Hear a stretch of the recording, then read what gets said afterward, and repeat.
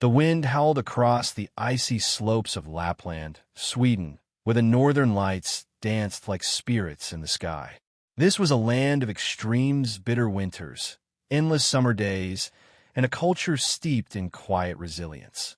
Into this frozen frontier stepped Chinedu Okoye, a Nigerian photographer with a heart full of dreams and a camera slung over his shoulder. Born in the bustling markets of Lagos, Chinedu had always been drawn to the unseen corners of the world, places where stories hid in plain sight. His latest project was to capture the raw beauty of Scandinavia's far north, but he had no idea that this journey would redefine his life. Chinedu's arrival in the small village of Kiruna was anything but smooth. The flight from Lagos to Stockholm had been delayed by a snowstorm, and the final Liga rickety bus ride through winding, snow-covered roads tested his patience. His tropical blood shivered in the sub-zero air as he stepped off the bus, his breath forming clouds in the dusk. Kiruna was unlike anything he'd ever seen, a town carved into the Arctic, where houses glowed with warm lights against the endless white. The aurora shimmered faintly overhead, a promise of magic in this harsh land. Chinedu clutched his camera, feeling both out of place and electrified by the unknown. His first days were a blur of challenges. The cold bit at his fingertips as he tried to adjust his lens, and the locals, though polite, kept their distance from the tall, dark-skinned man with a curious accent. Chinedu was no stranger to standing out travel to remote corners of Africa and Asia, but Kiruna's quiet insularity was new. He rented a small cabin on the edge of town, its wooden walls creaking under the weight of snow. Each morning, he trekked into the wilderness, chasing the perfect shot of the aurora or the stark beauty of the tundra. Yet, something deeper tugged at Hema, longing not just to document this place, but to belong to it. One frosty evening, Chinedu wandered into the village's only cafe, a cozy spot called Elda's Hearth. The air smelled of cinnamon and roasted coffee, and the walls were adorned with Sami tapestries. Behind the counter stood Ingrid, a woman in her late 60s with silver hair braided tightly and eyes that sparkled like the snow outside. She greeted him with a warm smile, her voice carrying the soft lilt of northern Sweden. "You're the photographer for Nigeria, yes? What brings you to our frozen corner of the world?" Chinedu grinned, his charm disarming the room. "Stories," he said simply. "I'm here to capture the soul of this place." Ingrid laughed, a sound like bells, and offered him a steaming cup of lingonberry tea. That night, they talked for hours about her life in Kiruna, the Sami traditions she cherished, and the loneliness of long winters. Chinedu shared tales of Lagos's chaotic beauty, of markets bursting with color and music that never stopped. Ingrid listened, her eyes alight with curiosity, and Chinedu felt a spark he hadn't expected. Over the weeks, Chinedu became a regular at Elda's Hearth. Ingrid introduced him to two of her closest friends, Elsa and Astrid, both in their early 70s. Elsa was a retired schoolteacher with a sharp wit and a love for storytelling, her face etched with lines that told of a life well lived. Astrid, a former nurse, had a gentle demeanor but a fierce passion for preserving Kiruna's history. The three women, lifelong friends, were the heart of the village, their laughter and wisdom drawing people together. Chinedu found himself captivated by their strength, their stories, and the way they embraced life despite their age. His integration into Kiruna's community began slowly. Ingrid invited him to a Sami festival, where he tasted reindeer stew and learned to lasso like the herders. Elsa taught him Swedish folk songs, her voice cracking with age but rich with emotion. Astrid took him to the local museum, showing him artifacts from Kiruna's mining past. Chinedu, in turn, shared his photographs, vivid images of Nigeria's rivers and Sweden's icy peaks. The villagers began to warm to him, intrigued by this outsider who saw their world through a lens of wonder. Yet it was the bond with Ingrid, Elsa, and Astrid that grew deepest. Chinedu spent evenings at their homes, listening to tales of their youth love lost to war, dreams deferred, and the quiet pride of surviving decades in the Arctic. He admired their independence, their refusal to let age dim their spirits. They, in turn, were drawn to his warmth, his curiosity, and the way he made them feel young again. What began as friendship blossomed into something more profound. Chinito found himself falling in love not with one, but with all three women, each in a way that felt unique yet intertwined. In Nigeria, such a relationship would have been unthinkable, bound by cultural norms and expectations. Even in Sweden, where openness prevailed, their connection raised eyebrows. Chinito was in his late 30s, vibrant and full of energy, while Ingrid, Elsa, and Astrid carried the weight of decades. Yet, their love defied logic. It was Ingrid's laughter that warmed his coldest nights, Elsa's stories that inspired his art, and Astrid's quiet strength that grounded him. When he confessed his feelings, expecting rejection, they surprised him with acceptance. "Age is just a number," Elsa said, her eyes twinkling. "The heart knows what it wants." Their relationship became a quiet scandal in Kiruna. Whispers followed them, some admiring, others judgmental. Chinito faced questions from locals about his intentions, while the women endured gossip about their foolishness. But they stood together, unshaken. Ingrid, Elsa, and Astrid had long since learned to ignore society's rules, and Chinito, an outsider in every sense, found freedom in their defiance. They began living together in a sprawling farmhouse, a place filled with laughter, music, and the clatter of shared meals. The greatest surprise came months later, when all three women discovered they were pregnant. At their age, it was a medical marvel, a testament to their vitality and the unconventional love they shared with Chinito. The news sent shockwaves through Kiruna, but also a strange kind of awe. The village doctor, a pragmatic woman named Lena, called it a miracle of the heart. Chinito was overwhelmed with joy and fear, knowing the risks but trusting in the strength of his partners. The women, undaunted, embraced their pregnancies with the same fierce spirit they'd always lived by. As their bellies grew, so did their bond.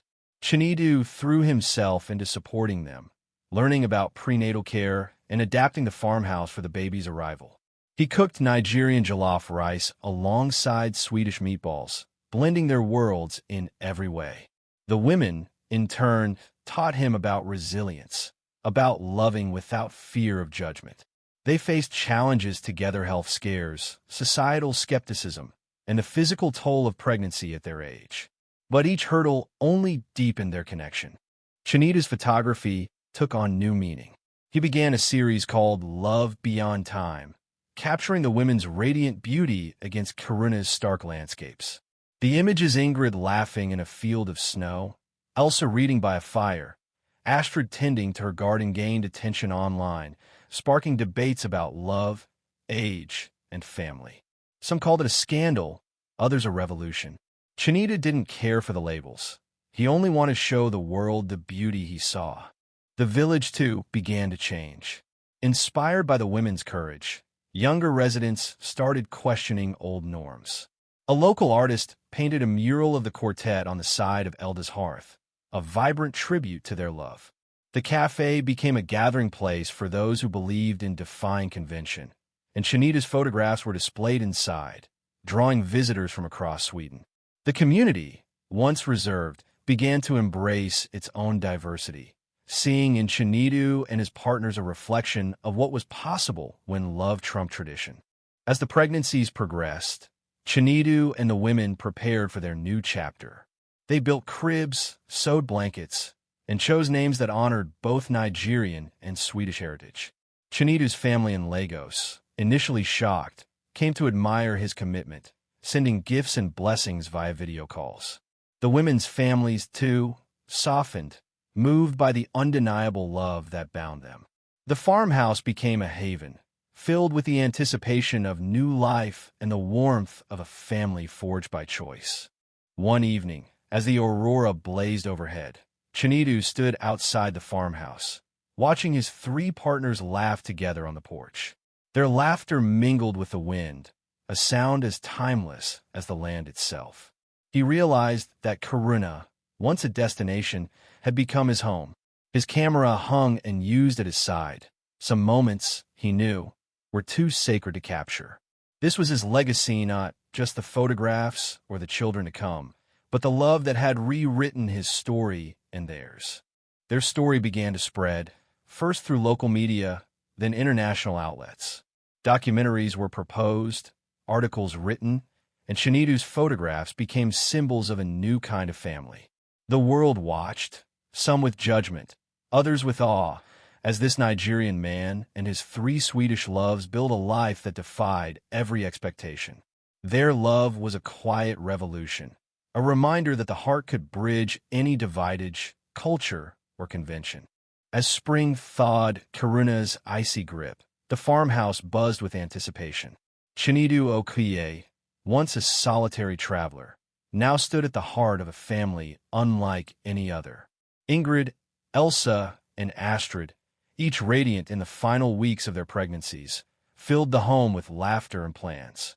The aurora still danced above, but the true light came from within, for souls bound by a love that defied the world's expectations. Their story, already a whisper across Sweden, was about to grow louder, weaving a legacy that would echo far beyond the Arctic Circle. The farmhouse, perched on a hill overlooking snow-dusted fields, had become a sanctuary. Its walls, once bare, now held Chinedu's photographs. Vivid portraits of Ingrid's braided silver hair catching the sunlight, Elsa's hands cradling a book of Swedish folklore, and Astrid's gentle smile as she tended wildflowers. The women, all in their late 60s and early 70s, moved with a grace that belied their age and condition.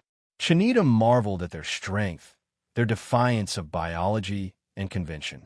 He, too, had changed his once restless spirit, now anchored by a love he hadn't known he could feel.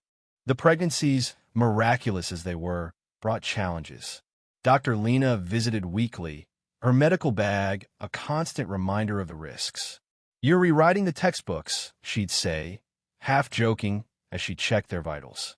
Ingrid, ever the optimist, laughed off the aches, insisting the babies gave her energy.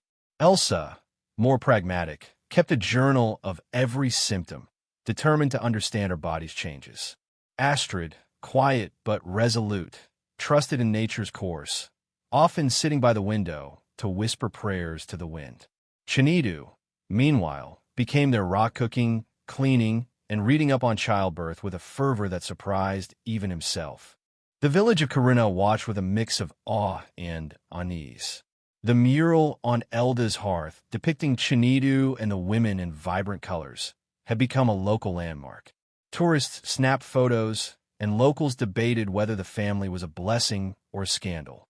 Chinedu faced pointed questions at the market. "How do you manage 3 wives?" a shopkeeper asked, half curious, half skeptical. Chinedu's response was always the same. "They're not my wives, three, my partners, my family. Love doesn't divide. It multiplies." His words, delivered with a disarming smile, often silenced doubters, though not all were convinced. The women, too, faced scrutiny.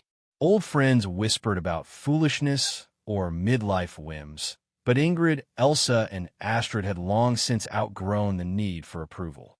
They'd survived wars, winters, and personal losses. A few raised eyebrows meant nothing. At a town meeting, when a council member suggested their family might disrupt tradition, Elsa stood, her voice steady. "Tradition isn't a cage," she said. "It's a story we write together. Our family is our truth." The room fell silent, and Chinedu felt his heart swell with pride. As summer approached, the farmhouse became a hub of activity. Chinedu's photography project, Love Beyond Time, gained international attention after a Swedish journalist published a feature. The article, titled "A Nigerian's Arctic Love Story," went viral, sparking debate on social media. Some called it a triumph of love over prejudice. Others labeled it unnatural. Chinedu and the women ignored the noise, focusing on their growing family. They received letters from around the world, support from strangers, stories of others who defied norms, even a few marriage proposals for Chinedu, which Ingrid read aloud with mock indignation. The pregnancies reached their final stages under the endless daylight of the Arctic summer. The women, now visibly glowing, spent hours planning for the babies. They chose names that bridged their worlds. Amara for Ingrid's child, meaning grace in Igbo, Freya for Elsa's, a nod to Norse mythology, and Linnea for Astrid's, after Sweden's beloved wildflower. Chinedu carved wooden cribs, each etched with symbols of Nigeria and Sweden palm trees alongside pine. The women sewed blankets, their hands moving in rhythm as they shared stories of their own childhoods. Chinedu's family in Lagos, initially stunned by his choices, began to embrace his new life. His mother, a devout Christian, sent a package of baby clothes blessed at her church, along with a letter. God works in mysterious ways, my son. Love is his language. Video calls became a weekly ritual, with his sisters teaching Ingrid, Elsa, and Astrid Yoruba phrases, laughing as the women stumbled over pronunciations. The women's families, too, softened. Elsa's daughter, a lawyer in Stockholm, visited with gifts and tears, admitting she'd misjudged their bond.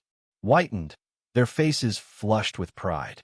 Chinedu's photographs became a bridge between worlds, shared with his family back home, who saw the love that defined his new life. The births came in a whirlwind of joy and chaos. Ingrid went into labor first, under a sky streaked with dawn's light. The hospital in Kiruna, small but well-equipped, welcomed the family with a mix of professionalism and curiosity. Chinedu held Ingrid's hand as Amara Ayurveda, tiny girl with her mother's fierce spirit. Days later, Elsa gave birth to Freya, a quiet child with wide, curious eyes. Astrid's delivery, the most delicate due to her age, brought Linnea into the world under the aurora's glow. Each birth was a triumph, a testament to the women's resilience and the love that bound them. Chinedu wept openly, his heart too full for words. The babies transformed the farmhouse. Sleepless nights were filled with lullabies in Swedish and Igbo, the women trading shifts to rock the infants while Chinedu cooked steaming pots of egusi soup and lingonberry porridge. The village rallied around them, bringing gifts of knitted booties and homemade bread. Even the skeptics softened, charmed by the sight of Chinedu pushing a triple stroller through Kiruna's streets, the babies bundled against the chill. The mural at Elda's hearth was updated to include 3 tiny figures, a symbol of the family's growth. Chinedu's photography took on new life. His series now included images of the baby's Amara's tiny fist clutching Ingrid's braid, Freya asleep on Elsa's shoulder, Linnea's eyes reflecting Astrid's garden. The photos, shared online, became a global sensation, featured in galleries from Stockholm to New York. A documentary crew arrived, capturing the family's daily life. Chinedu teaching the women to dance to Afrobeat, the women teaching him to knit. The film, Hearts of the North, premiered at a festival, earning standing ovations for its raw, human story. The family's influence rippled through Kiruna.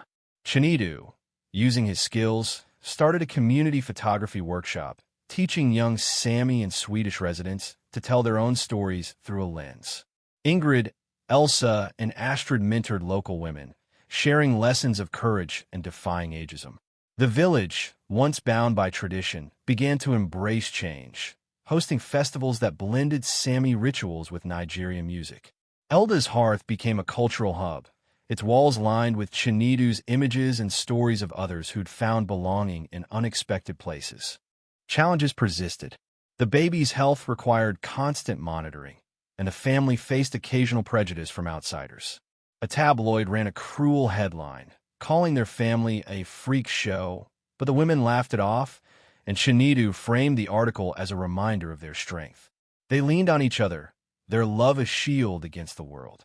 When a health scare landed Astrid in the hospital, Chinedu and the others stayed by her side, their presence a quiet promise of forever. Their story continued to spread, inspiring books, podcasts, and even a Swedish-Nigerian fusion restaurant in Stockholm.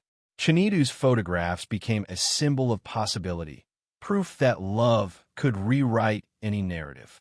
The farmhouse, once a quiet retreat, was now a beacon, drawing visitors who left with new perspectives. The family's bond grew stronger, rooted in the land they'd made their own. As Chinidu stood with Ingrid, Elsa, and Astrid, watching their daughters play under the midnight sun, he knew this was his legacy of love that transcended time, culture, and expectation, forever etched in the heart of the Arctic. As the midnight sun bathed Kiruna in a golden glow, Chinidu Okoye stood on the porch of the farmhouse, watching Amara, Freya, and Linnea toddle through the grass. The three girls, now 2 years old, were a whirlwind of energy, their laughter mingling with the rustle of wildflowers. Ingrid, Elsa, and Astrid sat nearby, their faces lined with the wisdom of age but bright with the joy of motherhood. The family had weathered storms both literal and societal, but their love had only grown stronger, a beacon in the Arctic's endless light. Their story, already a global phenomenon, was far from over. The farmhouse had become a living tapestry of their lives. The walls held Chinidu's photographs, now a chronicle of their growing family. Amara's first steps in the snow, Freya's fascination with Elsa's books, Linnea's tiny hands helping Astra plant seeds. The rooms echoed with a blend of languages, Igbo lullabies, Swedish nursery rhymes, and the girls' own babbling mix of both. Chinidu, once a wanderer, found purpose in the chaos of fatherhood. He marveled at how his life, once defined by a camera lens, now revolved around these three women and their daughters. The world beyond Kiruna continued to watch. The documentary Hearts of the North had won awards, sparking conversations about love, age, and family across continents. Chinidu's photography series, Love Beyond Time, was exhibited in galleries from Lagos to London, each image a testament to the family's defiance of convention. Letters poured in from strangers, young couples inspired to follow their hearts, elders emboldened to chase new dreams, and families celebrating their own unconventional bonds. The farmhouse became a pilgrimage site, with visitors leaving notes of gratitude tucked into the garden fence. But fame brought challenges. Tabloids occasionally resurfaced, spinning sensationalized tales about the Arctic harem or questioning the family's motives. Online trolls targeted Chinidu, accusing him of exploiting the women, while others mocked Ingrid, Elsa, and Astrid for their choices. The family faced these attacks with grace. Ingrid, with her sharp humor, would say, "Let them talk. They're just jealous of our joy." Elsa, ever the teacher, wrote essays defending their right to love freely, published in Swedish newspapers. Astrid, quietly resolute, tended to her garden, letting the earth absorb her worries. The children, blissfully unaware of the world's judgments, brought a new rhythm to their lives. Amara, with Ingrid's fiery spirit, loved chasing the chickens that roamed the yard. Freya, introspective like Elsa, could spend hours flipping through picture books, her tiny fingers tracing the words. Linnea, Astrid's mirror, had a gentle curiosity, often found digging in the dirt alongside her mother. Chinidu embraced fatherhood with a passion that surprised even him. He taught the girls to hold his camera, laughing as they snapped blurry photos of each other, and wove stories of Nigeria's rivers and Sweden's mountains to lull them to sleep.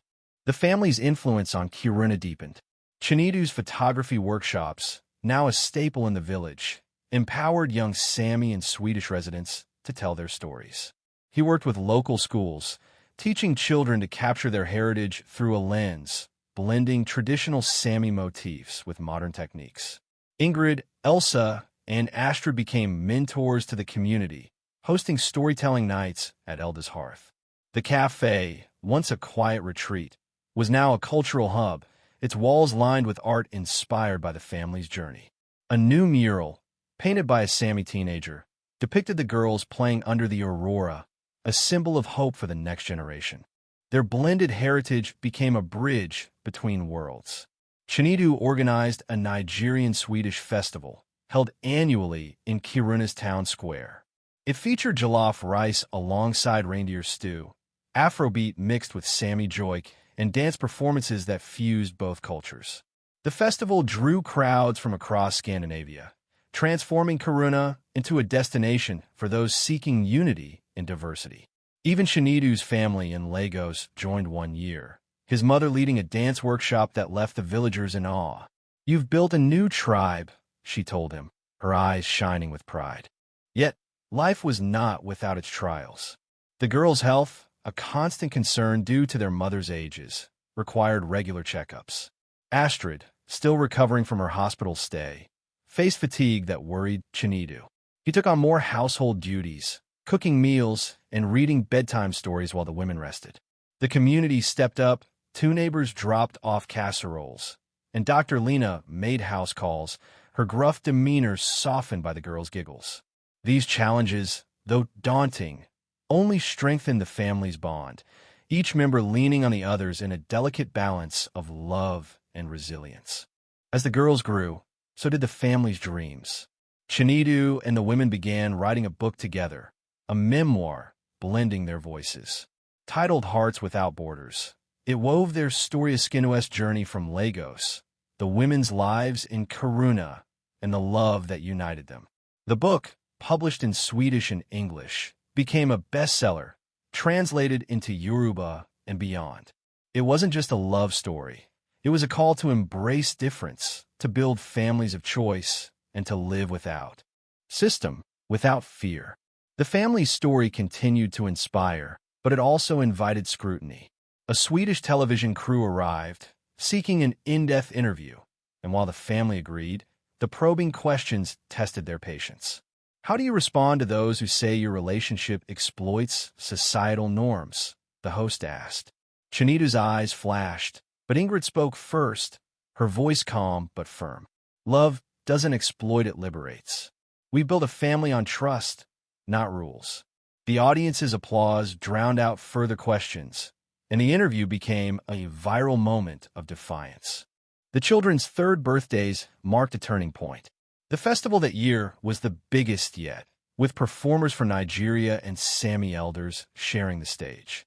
Amara, Freya, and Linnea stole the show, dancing in tiny costumes sewn by Astrid. Chinidu captured the moment on camera, his heart full as he watched his daughters bridge worlds with every step. The village, once divided, now celebrated them as its own, their story a symbol of what love could achieve. As the years passed, the family's legacy grew. Chinidu's workshops expanded, training photographers across Scandinavia, while the women's mentorship programs empowered local youth. The farmhouse, now a community center, hosted art classes and cultural exchanges. Their book inspired a film, and though they declined to star in it, they consulted on the script, ensuring its authenticity. The world began to shift, with more stories of unconventional families emerging, each one a nod to their courage. One winter night, under a blazing aurora, Chinidu stood with Ingrid, Elsa, and Astrid, the girls asleep inside. The sky shimmered with colors that seemed to pulse with their love. "We've changed something, haven't we?" Elsa whispered. Chinidu nodded, his arm around her. "We've shown the world that love knows no boundaries." Astrid smiled, squeezing his hand. "And it never will." Their story lived on, not just in Kiruna, but in hearts worldwide. The farmhouse stood as a testament to their journey, its walls holding memories of a love that defied time. As the aurora faded, Chinidu felt a quiet certainty. Their legacy was not just their family, but the hope they'd ignited, a hope that love, in all its forms, could light up even the darkest corners of the world.